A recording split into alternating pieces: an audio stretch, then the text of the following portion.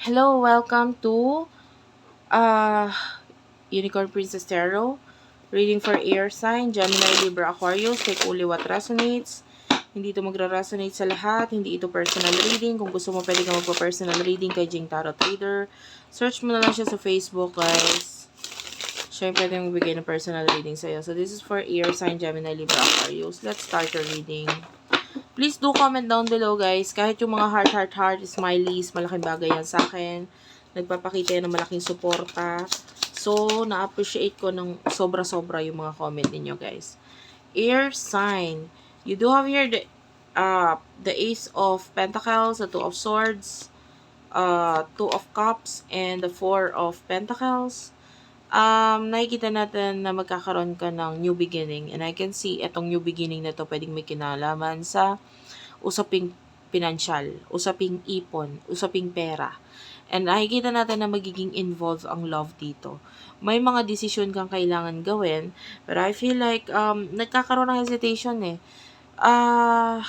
You are really guided person. I feel like yung guardian angels mo are there supporting you, showing to you as a like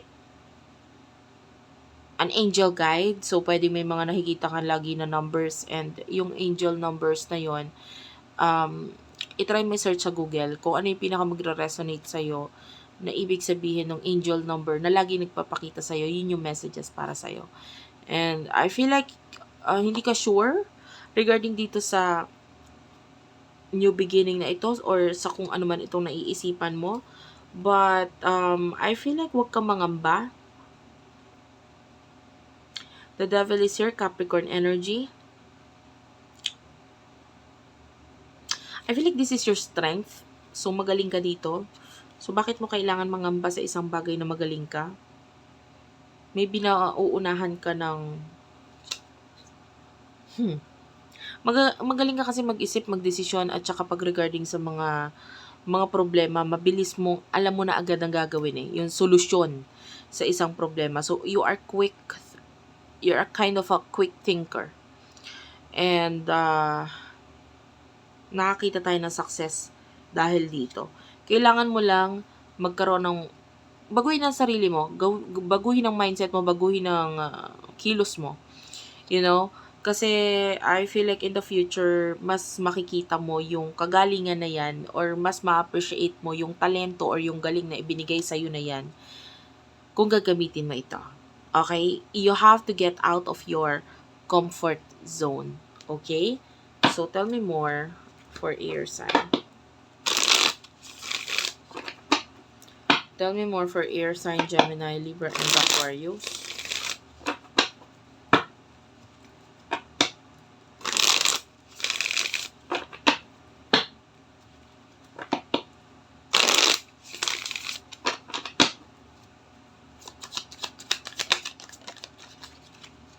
Air sign.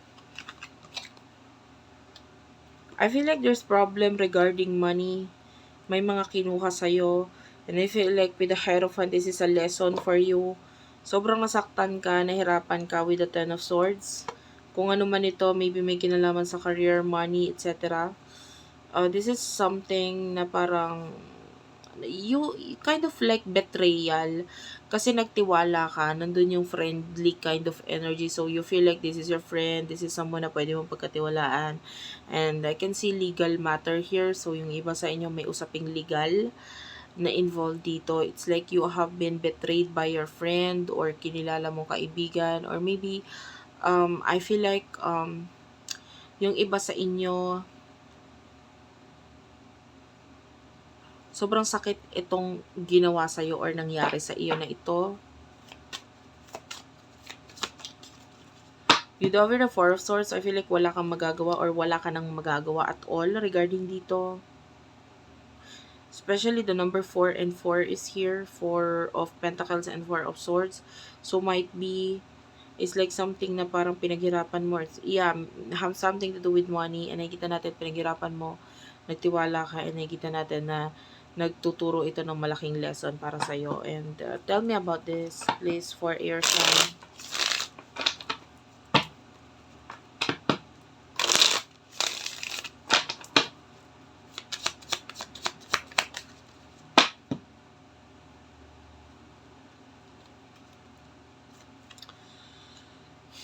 Ten of Wands is here. Yung iba, marami ka responsibilidad na kailangan gawin ngayon. The High Priestess is here. The Seven of Wands.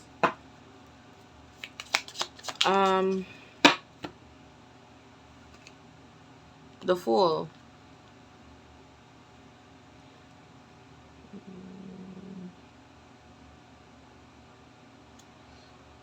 Some of you, kailangan mong mag-take ng risk. Kailangan mong mag-take ng risk.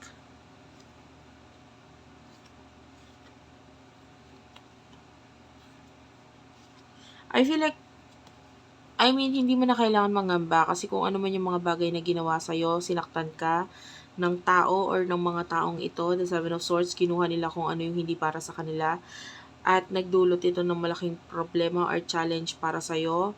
The Temperance is here. Mas sobra pa yung balik sa kanila, guys. The Ten of Swords is here. So, nakikita natin sobrang hirap ng dinaanan mo, sobrang sakit para sa'yo nito. Pero definitely, time will come. Sila mismo ay makakaranas ng katulad ng dinanas mo or mas higit pa. So, hindi mo na kailangan mangamba regarding doon. Sa ibang paraan, sisingilin din sila. Okay? Babalik din ang karma para sa kanila. And, regarding dito sa challenge sa buhay mo, the Seven of Wands is here.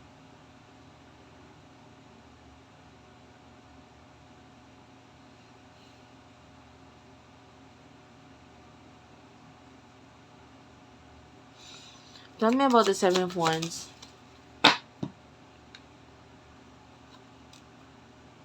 I feel like kailangan mong kayanin, pilitin. Kayanin. And I feel like kailangan mong kumilos ng mabilisan regarding something. Maybe regarding this new beginning.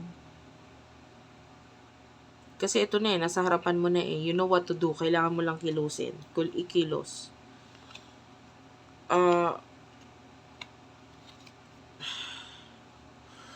Kung mananatili ka nakatago or tahimik or walang ginagawa, lalong mas lalaki yung problema. Like, this is the right time na ikilos mo yon. Okay, nagawin mo yon. Okay, so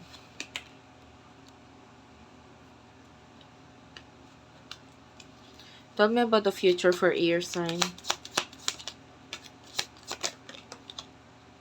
You do have here the Three of Cups, the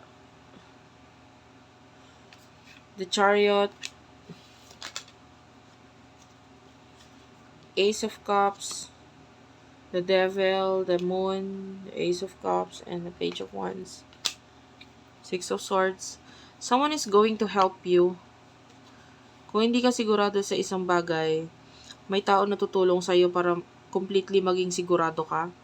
I feel like makakaalis ka na kung ano man yung situation na pinagdadaanan mo ngayon na hindi maganda. In the near future,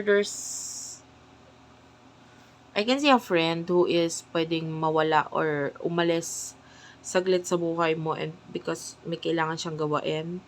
The Devil is here, wala ka magagawa. It's like kailangan mo nang umalis itong taong ito sa'yo but you have no choice. The Moon is here.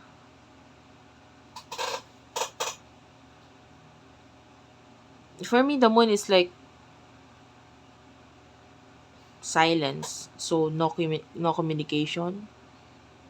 So, there's a friend na pwedeng mawalan ka ng komunikasyon or mawala siya sa buhay mo. But anyway, yung pag-alis kasi ng ibang tao sa'yo is may babalik or may dadating na bago with the Ace of Cups. So, hindi mo kailangan mangamba. Maybe there's someone better or something better na paparating para sa'yo. And this is the thing na kailangan may mawala muna. Kasi kung hindi mawawala itong mga taong to, hindi madadating yung para talaga sa'yo. Or, some of you, this is a soulmate energy.